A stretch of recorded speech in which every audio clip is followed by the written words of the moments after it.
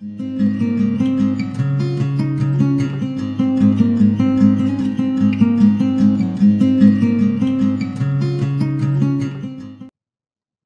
student, welcome back to English A to Z by Mayank Vaid. Today we are going to discuss chapter number 6 from 10th standard Gujarat board, places of Indian cultural heritage part 2. Part 1 में हमने previous video में देखा कि Indian cultural heritage places जैसे कि Ajanta, Ellora, Elephanta caves and Konark का sun temple. आज हम आगे बात करेंगे बृहदेश्वरा टेम्पल और ऐसी ही काफ़ी सारी नायाब इंडियन कल्चरल हेरिटेज प्लेसेस के बारे में। तो चलिए शुरू करते हैं 6th चैप्टर का part 2। Brihadeshwara Temple. The Brihadeshwara Temple is located in Tanjore in Tamil Nadu.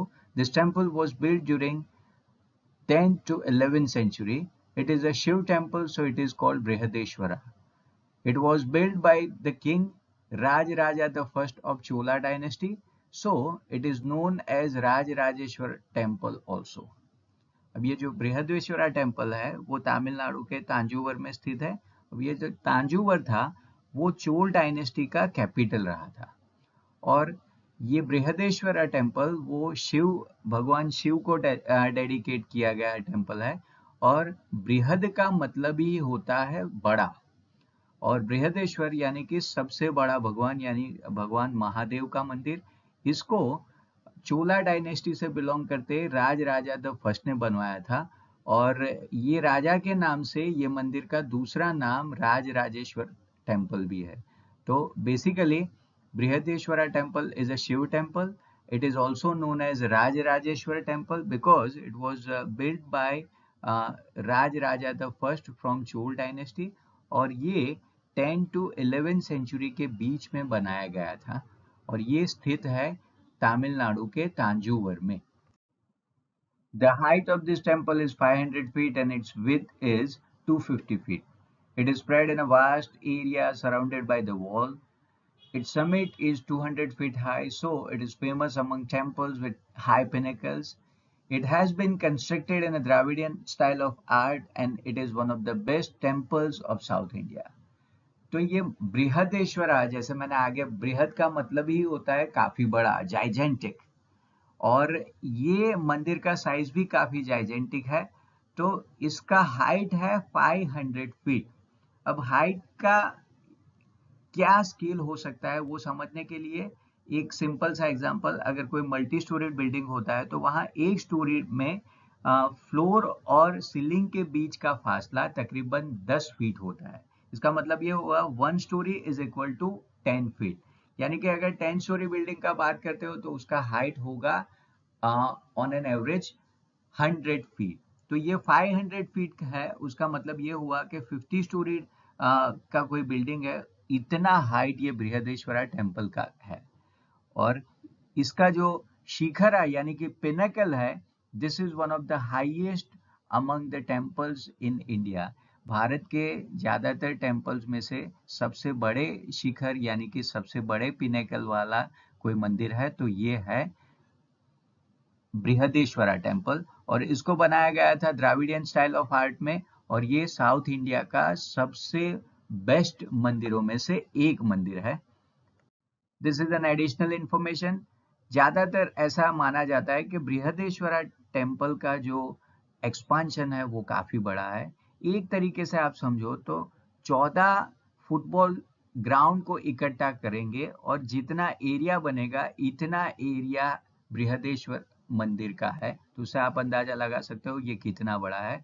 और ये अपने आप में एक छोटा सा शहर जैसा है और इसीलिए यहाँ पे ये दिखाने के लिए ये सारी जगह जो बृहदेश्वरा मंदिर के प्रीमाइसेस से ही बिलोंग करती है, ये मैंने यहाँ पे दिखाया है। You can go through it.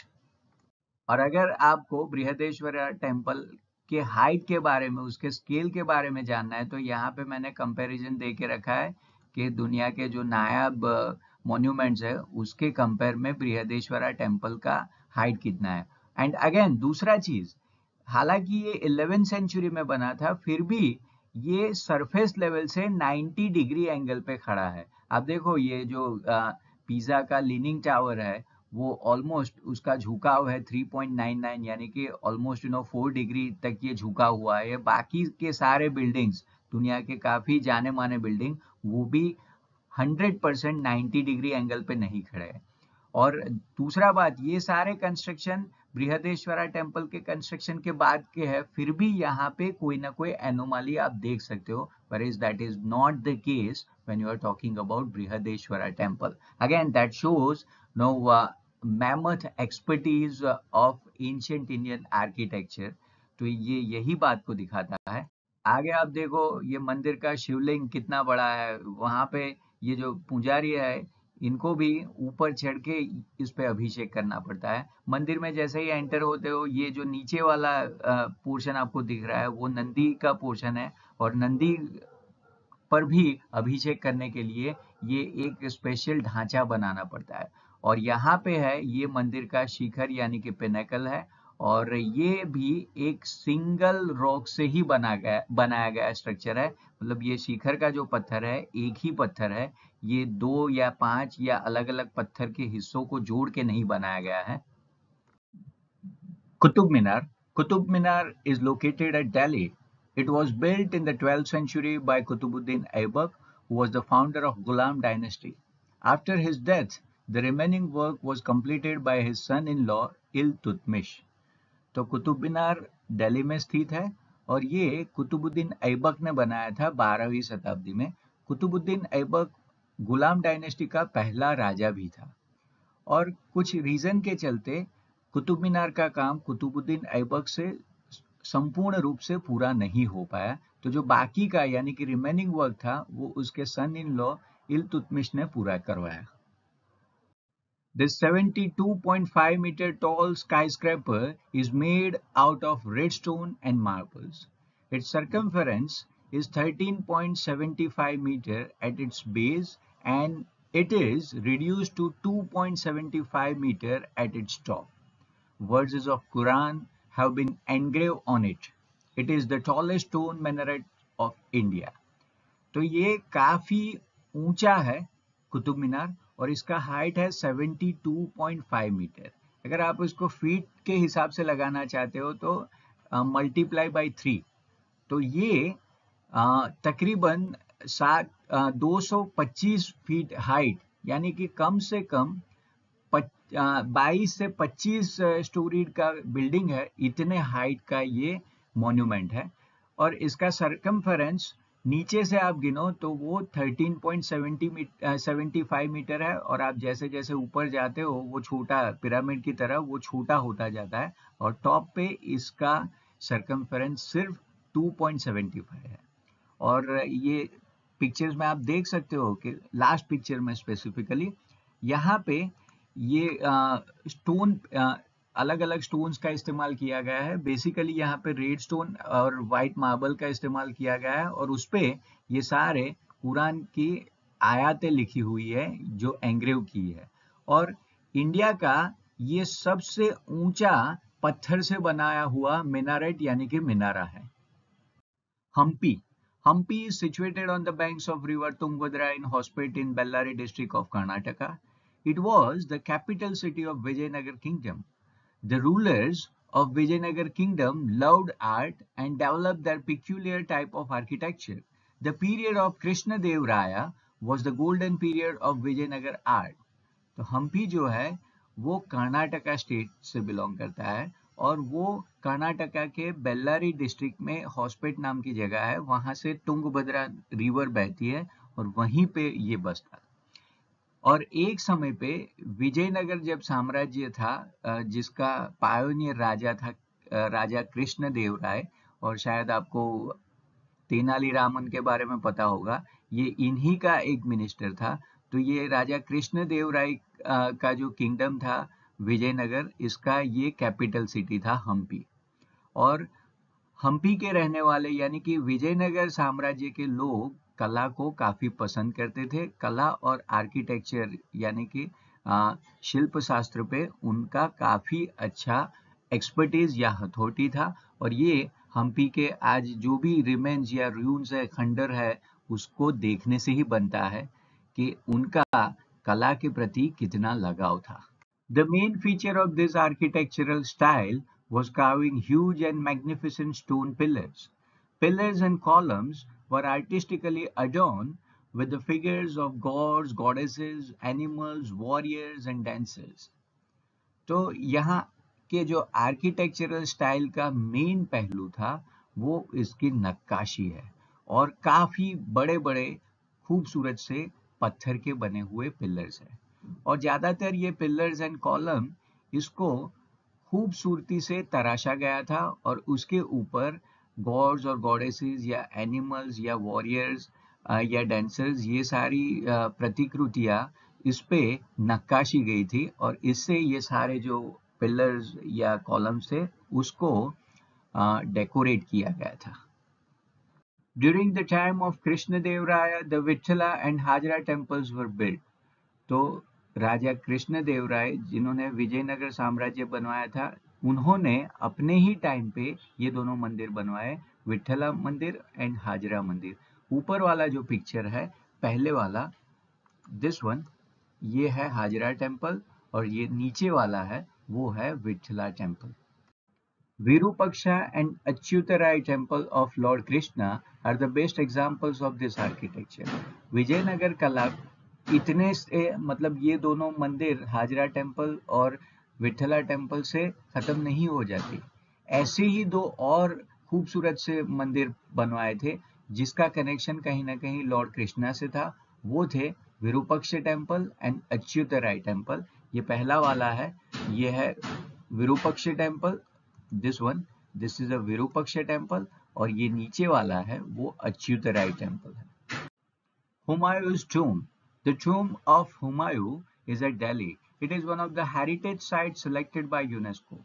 After Humayun died, his wife Queen Hamida Begum got it built.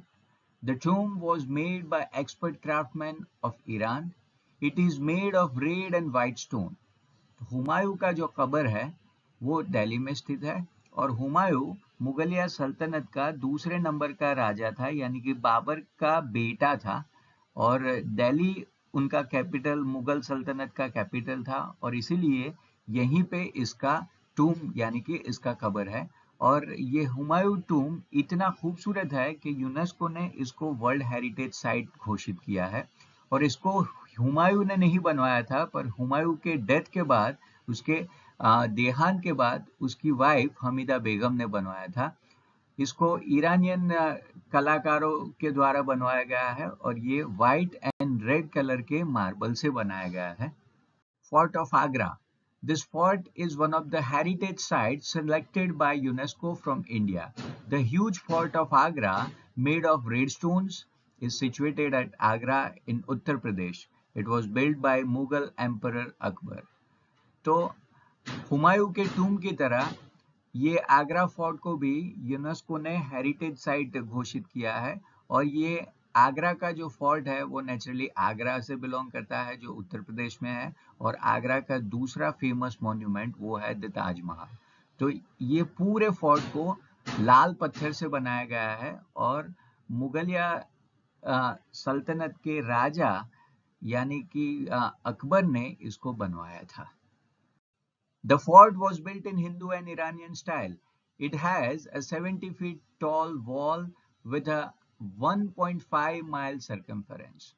तो ये इंडियन कल्चर का एक नायाब नमूना है. ये Hindu as well as Iranian architectural style का मिक्सअप है और इसका एक वॉल 70 फीट के हाइट का है और इतना ही नहीं उसका सरकमफेरेंस 1.5 माइल जितना बड़ा है. तो आप उससे अंदाजा लगा सकते हो ये कितना बड़ा है. दूसरा एक चीज, रेड फोर्ट दो जगह पे है. हम जो अभी बात कर रहे हैं वो आगरा का रेड फोर्ट है और दूसरा दिल्ली में स्थित है जिसका कहीं ना कहीं आज भी हमारे पीएम साहब जब भी 15 अगस्त या 26 जनवरी जैसे नेशनल फेस्टिवल्स होते हैं तब वहां से वो स्पीच डिलीवर करते हैं. That is situated in Delhi. Now this is a red fort. नाम सेम ही है पर ये है दिल्ली में स्थित और जो अभी में हम बात कर रहे हैं ये है आगरा वाला red fort. Bengali and Gujarati architectural style can be seen in the Jahangir Mahal built inside the fort. Shah Jahan spent the last days of his life in this fort. तो ये जो रेड फोर्ट है वो अपने आप में एक बड़ा सा प्रीमाइस है, और ये रेड फोर्ट, आगरा के रेड फोर्ट के अंदर एक जहांगीर महल नाम की एक जगह है जो ज्यादातर बंगाली और गुजराती आर्किटेक्चरल स्टाइल में बनाई गई थी। देखो, हमने प्रीवियस स्लाइड में भी ये डिस्कस किया कि ये भारतीय संस्कृति को रिप्रेजेंट करता है, क्योंकि पूरा रेड फोर्ट है वो Hindu as well as Iranian architectural style में बनाया गया था। अब अंदर का जो जहांगीर महल है वो Bengali as well as Gujarati architectural style में बनाया गया है। और ऐसा माना जाता है कि शाहजहां, जिसने ताजमहल बनवाया, और जब वो अपने फेक एंड पे था, जब वो अपने लाइफ के लास्ट मंथ या लास्ट ईयर्स गिन रहा था, तो उसने कंसिडरेबल टाइम ये रेड फोर्ट में ही बिताया। The Taj Mahal. The Taj Mahal is located on the banks of the river Yamuna at Agra in Uttar Pradesh. It is one of the seven wonders of the world. It was built by Mughal king Shah Jahan in the memory of his queen Mumtaz Mahal. She died in 1630 and the construction was started in 1631. The Taj Mahal was completed in 1653 after 22 years. तो ताजमहल ये आगरा में यमुना नदी के तट पे स्थित है, जो उत्तर प्रदेश स्टेट में आया हुआ है, और दुनिया के 7 अजूबों में से एक अजूबा है ये ताजमहल, जिसको मुगलिया राजा शाहजहां ने अपनी बीवी मुमताज महल की याद में बनवाया था। मुमताज महल जो है वो 1630 में उसका देहांत हो गया, और इसका कंस्ट्रक्शन तकरीबन नेक्स्ट ईयर यानी कि 1631 में शुरू हुआ, और ये उसके बाद 22 ईयर्स तक इसका कंस्ट्रक्शन चला, और इसका मतलब ये हुआ कि ताजमहल को 1653 में कंप्लीट किया गया। The services of experts from India, Iran, Arabia, Turkey and Europe were used. This is one of the best tomb in the world and it had made Mumtaz Mahal immortal. The building of Taj Mahal has a rectangular shape from north to south. तो दुनिया भर के नायाब कलाकारों को यहाँ शामिल किया गया ताजमहल के बनाने के लिए। भारत के एक्सपर्ट थे, Iran, Arabia, Turkey and Europe के सारे महान कलाकारों को इनवाइट किया गया ताजमहल बनवाने के लिए। और ताजमहल दुनिया का एक नायाब सा कब्र है, नायाब सा टूम है, और इसके चलते मुमताज महल आज भी मरने के बाद भी अमर हो गई, यानी कि आज भी ताजमहल के जरिए हम मुमताज को याद करते हैं। ये पूरा जो बिल्डिंग है वो रेक्टेंगुलर शेप में है फ्रॉम नॉर्थ टू साउथ, और ये जो सेकंड वाला पिक्चर है ये मुमताज महल का कब्र है, जहाँ पे उसको बरी किया गया था, दफनाया गया था। The grave of Mumtaz lies in the center of Taj. It is surrounded by beautiful artistic octagonal fans carved out of stone. A beautiful saying is inscribed on its arches: "Pious hearts are welcome in garden of paradise." The architecture of Taj glorifies the rich heritage of India. तो मुमताज महल का कब्र ये ताजमहल के बिल्कुल centre में है, और इनका जो कब्र, इनका टूम है, उसको भी ब्यूटीफुली अलग अलग कार्विंग से नक्काशा गया है। और ताजमहल का हर एक पहलू आपको उसकी खूबसूरती, उसके ग्रैंड टाइम की याद दिलवाता है। और ऐसे ही एक आर्चिस पे वहां पे एनग्रेव किया गया ये लाइन है कि pious hearts are welcome in garden of paradise. तो यहाँ ये स्वर्ग में सारे वो पाक दिल, वो सारे नेक या पवित्र दिल का स्वागत है जो ब्यूटी को हमेशा अप्रिसिएट करते हैं या ग्लोरीफाई करते हैं। और ताजमहल का ब्यूटी आप ये पिक्चर में भी नोटिस कर सकते हो। ये देखो, यहाँ सबसे नीचे ये फ्लोरल डिजाइन है, और यहाँ पे ये जो वाइट पत्थर है इसके अंदर ये ग्रीन एंड रेड पत्थर को फिट किया गया है। ऐसा नहीं कि ये डिजाइन किया गया है, ये पत्थर एक दूसरे में ऐसे फिट किया गया है। इतना ही नहीं, ये ऊपर यानी कि ये मिडल जो लाइन है वहां पे ये आयत, कुरान की आयत है, यानी कि कुरान के प्रीचिंग या मैसेजेस दिखाए गए हैं। और ये ऊपर अगेन ये फ्लोरल एनग्रेविंग है, तो ये उसका खूबसूरती का एक बेहतरीन नमूना है। और काफी सारे दुनिया के जाने माने लोग यानी कि सेलिब्रिटी ताजमहल की ब्यूटी के बारे में काफी कुछ बोल चुके हैं। और ऐसे ही एक काफी फेमस सा लाइन यूएस के president former president bill Clinton जब ताजमहल को देखने इंडिया आए थे, तो उन्होंने विजिटर्स बुक में ये नोट डाउन किया कि there are two people in the world, one यानी कि first category of people who have seen the Taj Mahal and appreciate the beauty of the Taj Mahal, and the second who have never seen the Taj Mahal still appreciate the beauty of Taj Mahal. तो इसका मतलब ये हुआ कि दुनिया में कोई बंदा ऐसा नहीं है जिसने ताजमहल देखा है या नहीं देखा है पर वो उसकी खूबसूरती के बारे में वो बातें ना करता हो। ये अपने आप में इसका प्रमाण है कि ये कितना खूबसूरत इंडिया का मॉन्यूमेंट है। Red Fort of Delhi. The Red Fort, which is located at Delhi, was built by Shah Jahan in 1638. This fort is made of red stones. A city named Shah Jahanabad was founded in the same fort.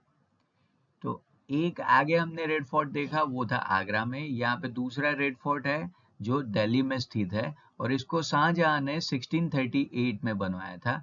और ये नाम से ही पता चलता है red fort इसलिए है क्योंकि ये रेड स्टोन से बनवाया गया था। और इसके अंदर, ये फोर्ट के अंदर एक पूरा शहर बसता था जिसका नाम दिया गया था शाहजहां के नाम के ऊपर से, शाहजहानाबाद। फोर्ट इंक्लूड्स दीवाने आम, दीवाने खास बिल्डिंग्स। तो यहाँ पे दो बिल्डिंग अंदर आई हुई है रेड फोर्ट में, एक है दीवाने आम और एक है दीवाने खास। जो नाम से ही पता चलता है, आम यानी कि कॉमन लोगों को मिलने के लिए शाहजहां ने एक जगह बनवाया था जिसका नाम दिया गया था दीवाने आम, और खास यानी कि वीआईपी या स्पेशल गेस्ट के लिए एक जगह बनाया था जिसका नाम दिया गया है दीवाने खास। The Diwan Khas is more magnificently decorated than the other buildings. It is decorated with a mix of gold and silver and is embedded with precious stone. अब नाम से ही पता चलता है खास, खास माने स्पेशल। तो बाकी सारी जगहों से ये दीवाने खास नाम की जगह खास यानी कि स्पेशल ही होगी, और इसीलिए ये सबसे खूबसूरत सा, सबसे शानदार सा बिल्डिंग है पूरे रेड फोर्ट में। और एक टाइम पे जब शाहजहां ने इसको बनवाया था तो इसकी दीवारों पे अलग अलग जगहों पे सोने चांदी से या प्रेशियस स्टोन से इसको डेकोरेट किया गया था।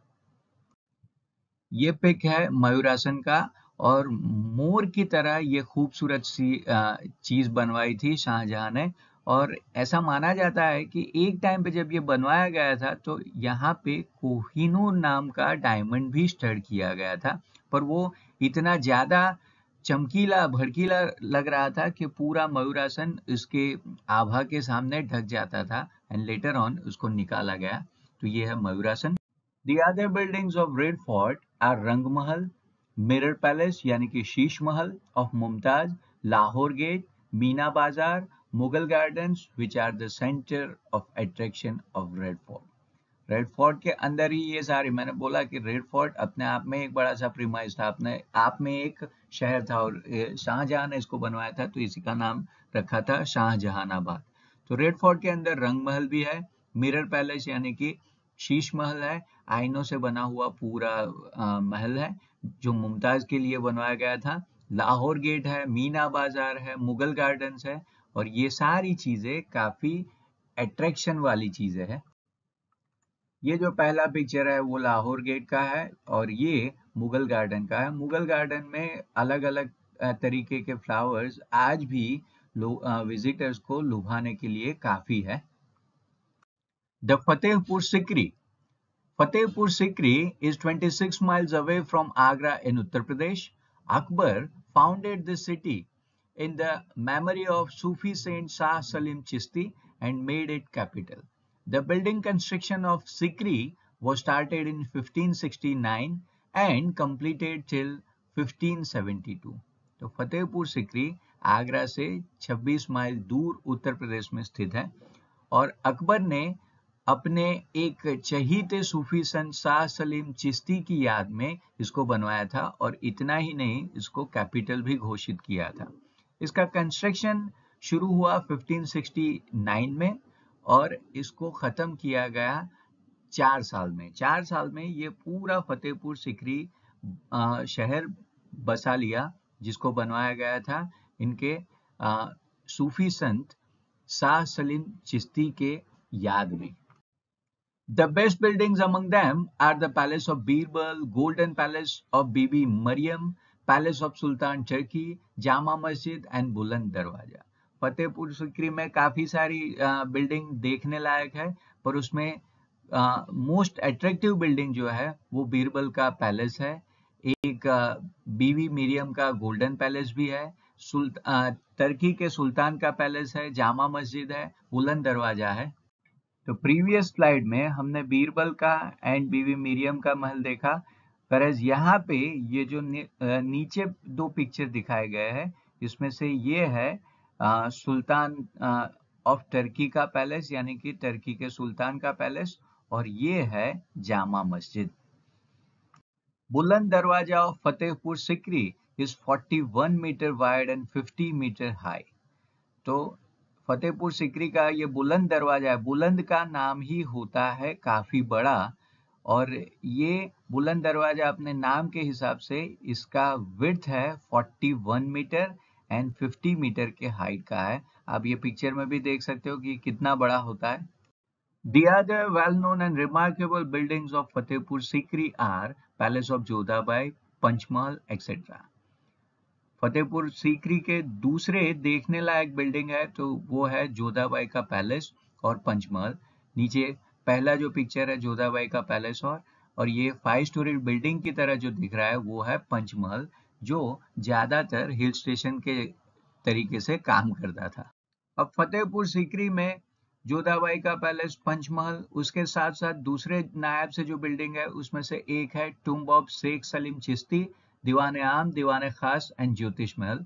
ये जो पहला पिक्चर है व्हाइट कलर का मॉन्यूमेंट वाला, ये है शाह सलीम चिश्ती का दरगाह यानी कि कब्र, और ये दीवाने खास का एक पोर्शन है, एक हिस्सा है। यहाँ का जो पिलर है वो देखो हनीकॉम पैटर्न में कितनी खूबसूरती से, कितनी आर्टिस्टिकली उसको तराशा गया है। So these are the beauty of Fatehpur Sikri and different monuments situated in Fatehpur Sikri. The Church of Goa. The Christian missionaries came to India with the Portuguese to spread Christianity. Goa was the capital of the Portuguese. Many churches were built in Goa like the Church of Basilica of Bom Jesus. तो गोवा पोर्टुगालियों का capital था। काफी European की तरह Portuguese भी India है, पर वो इंग्लिश लोगों के जितने पॉपुलर या सक्सेसफुल नहीं हो पाए। हालांकि गोवा ने इनको अपना कैपिटल बना के रखा था और इसीलिए गोवा के काफी सारी जगहों पे आपको पोर्टुगीज आर्किटेक्चर का या पोर्टुगीज कल्चर का नज़ारा देखने को मिलेगा। तो पोर्टुगीज ने काफी सारे चर्चेज बनवाए गोवा में, और उसमें से एक फेमस चर्च है बेसिलिका ऑफ बॉम जीसस, जो नीचे आप पिक्चर में देख सकते हो, और उसका जो आर्टिस्टिक नक्काशी है वो भी आप ये पिक्चर में देख सकते हो। The relics of Saint Francis Xavier is kept in a coffin in the Church of Goa. His dead body has not decayed even after so many years. Besides, there are many other churches in Goa. Goa is famous for its beautiful beaches and its artistic church. Goa के एक church में Saint Francis Xavier's का dead body रखा है, और कितने सालों के बाद भी ये डेड बॉडी बिल्कुल सड़ा नहीं है, ये डीके या डीकम्पोज नहीं हुआ है। हालांकि इसका ममिफिकेशन नहीं हुआ फिर भी, और इसीलिए ये एक तरीके का अजूबा है। इतना ही नहीं, एक बार तो साइंटिस्ट ने इनका एक हाथ काट के इस पे अलग अलग एक्सपेरिमेंट किए थे कि ये कैसे पॉसिबल है, and still they are not in a condition to get a proper answer. तो गोवा दो चीजों के लिए जाना जाता है, एक इसके खूबसूरत से दरिया किनारे यानी कि बीच, और दूसरा इसके खूबसूरत से artistic church. Champaner. Champaner is situated at foothills of Pavagadh in Halol Taluka in Panchmahal district of Gujarat. It is one of the ancient heritage sites selected by UNESCO. तो चांपानेर ने यूनेस्को ने वर्ल्ड हेरिटेज साइट डिक्लेयर किया है और ये गुजरात के अंदर Panchmahal district का हालोल तालुका है। वहां पे पावागढ़ के नजदीक ये बसा हुआ छोटा सा शहर है। After capturing Champaner, Muhammad Begado made it his capital and named it Muhammadabad. Moti Masjid, Jama Masjid, and the fort are important architectural places of Champaner. तो चांपानेर ने मोहम्मद बेगड़ा ने जीता था और इसको अपना कैपिटल बनवाया था और इसीलिए मोहम्मद बेगड़े के नाम के ऊपर से ये चांपानेर का नाम बना था मोहम्मदाबाद। जैसे शाहजहां ने दिल्ली में जो जगह बनवाया था उसका नाम उसने दिया था शाहजहानाबाद, वैसे ही ये मोहम्मदाबाद। दूसरा एक चीज मैं बोलता हूँ, मोहम्मद बेगड़ा, ये मोहम्मद बेगड़ा इसलिए बोल बेगड़ो यानी कि जिसने 2 गढ़ जीते हैं। ये मोहम्मद बेगड़ा वो इंसान था जिसने पावागढ़ और जूनागढ़ जीता था और ये 2 गढ़ जीतने के चलते इसका नाम हुआ था मोहम्मद बेगड़ो। तो चांपानेर का दूसरा नाम मोहम्मदाबाद। यहाँ की देखने लायक जगहों में से कुछ जगह है Moti Masjid, Jama Masjid and fort of Champaner. हालांकि ये सारी जगह आज काफी रून कंडीशन में है, पर इसमें से जो जामा मस्जिद नीचे मैंने जो पिक्चर में दिया है वो सबसे खूबसूरत, भले ही वो आज अपने रून कंडीशन में, फिर भी उसका आर्टिस्टिक वैल्यू आपको देखने से ही पता चलेगा। India has been a land of pilgrimage since ancient time. People of India go on pilgrimages. The journey of Char Dham include Badrinath, Dwarka, Rameshwaram, Jagannath Puri is quite well known. People also visit the 12 Jyotirlings. The pilgrimage of 51 Shaktipit and Amarnath Yatra is considered very important. Girnar, Shatrunjay Parikrama, Narmada Parikrama, they are very great and important pilgrimage places of Gujarat. तो भारत एक तीर्थ यात्रा का देश है जहाँ पे लोग अक्सर पिलग्रिमेज के लिए यानी तीर्थ यात्रा पे जाते हैं। 4 धाम की तीर्थ यात्रा, ये 4 धाम कौन कौन से हैं? जिसमें एक है बद्रीनाथ जो उत्तराखंड में स्थित है, दूसरा रामेश्वरम जो तमिलनाडु में स्थित है, द्वारका गुजरात में एंड जगन्नाथपुरी उड़ीसा में। ये 4 धाम यानी कि 4 तीर्थ स्थलों की यात्रा वो काफी बरकत देने वाली मानी गई है हिंदुइज्म में। उसके साथ साथ 12 ज्योतिर्लिंग भी है, भगवान शिव के अलग अलग ज्योतिर्लिंग, जिसमें से एक ज्योतिर्लिंग 12 में से एक ज्योतिर्लिंग गुजरात में है जो सोमनाथ से बिलोंग करता है। इतना ही नहीं, 51 शक्तिपीठ, जिसमें से 2 शक्तिपीठ गुजरात में है, एक पावागढ़ और दूसरा अंबाजी। तो 51 शक्तिपीठ, 12 ज्योतिर्लिंग एंड 4 धाम। इतना ही नहीं, अलग अलग परिक्रमा, जहाँ पे गिरनार की लीली परिक्रमा है जो दिवाली के आसपास होती है, देन शत्रुंजय परिक्रमा, फिर एक नर्मदा जहाँ रिवर नर्मदा जहाँ से शुरू होती है और जहाँ मिंगल होती है, वो पूरे उद्गम से अंत तक का एक सफर जिसको प्रदक्षिणा या परिक्रमा बोला जाता है, वो भी काफी पायस मानी गई है। Ancient places of cultural heritage of Gujarat, उसमें सबसे पहला है Dholavira. Dholavira and Lothal were the main cities of Indus valley civilisation. Dholavira is situated in Khadirbet at Bhachau Taluka in Kutch district. Dholavira is known for its ideal town planning and Harappan culture. 5,000 years ago from today, bead making factories and ornament making shells were found at Dholavira. तो गुजरात की cultural places, सांस्कृतिक जगह, जिसमें सबसे पहला important जगह है धोलावीरा, जिसका आर्कियोलॉजिकल यानी कि पुरातत्वीय शास्त्र के हिसाब से काफी इम्पोर्टेंस है। इंडस वैली सिविलाइजेशन के 2 सिटीज जो गुजरात में स्थित है वो है धोलावीरा एंड लोथल, जिसमें से धोलावीरा वो कच्छ के भचाऊ तालुका के खदीरबेट पे सिचुएटेड है और ये संस्कृति आज से 5,000 साल पहले बसी हुई थी और धोलावीरा उसके आइडियल टाउन प्लानिंग के चलते काफी मशहूर है। और 5,000 साल पहले धोलावीरा के लोगों को बीड मेकिंग बीड में से अलग अलग चीजें बनाना और वैसे ही शेल्स में से अलग अलग ऑर्नामेंट बनाना, ऐसी चीजों में एक्सपर्टीज थी। Lothal is situated near Ahmedabad Bhavnagar highway. It was an architectural place and main center of trade and commerce. It had a well-facilitated seaport. Lothal Ahmedabad Bhavnagar highway पे स्थित है और ये भी एक आर्कियोलॉजिकल प्लेस है।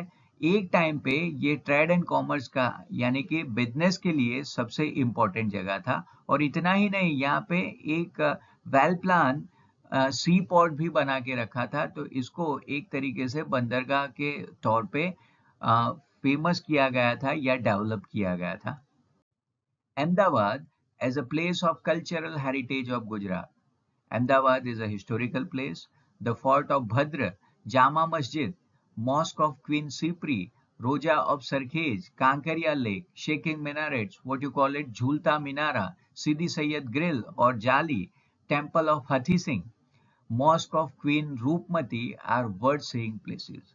अहमदाबाद गुजरात का हमेशा से एक कल्चरल हेरिटेज यानी कि एक सांस्कृतिक जगह रहा है और अहमदाबाद का ऐतिहासिक मूल भी काफी ज्यादा है। तो अहमदाबाद में काफी सारी देखने लायक जगह है, जिसमें है भद्र का फोर्ट, जामा मस्जिद है, क्वीन सिपरी का मस्जिद है, रोजा सरखेज का रोजा है, कांकरिया लेक है, झूलता मीनारा यानी कि शेकिंग टावर है, सीदी सैयद का जाली यानी कि ग्रिल है। ये सारी देखने लायक जगह है जो अहमदाबाद से बिलोंग करती है। The shaking minarets outside Saranpur Darwaja were well known for their vibration. The Sidi Sayyid Grill is famous for its geometrical creation and minute carving. अब अहमदाबाद की जो काफी फेमस सी जगह है उसमें से एक है शेकिंग मिनारेट यानी कि झूलता मिनारा। आप ये नीचे वाला जो पिक्चर है उसमें वो देख सकते हो, दिस इज झूलता मिनारा। और इसका स्पेशलिटी ये है कि अगर आप एक मिनारेट पे वाइब्रेट करते हो तो वो वाइब्रेशन आपको दूसरे मिनारेट पे ऑटोमेटिक से महसूस होगी।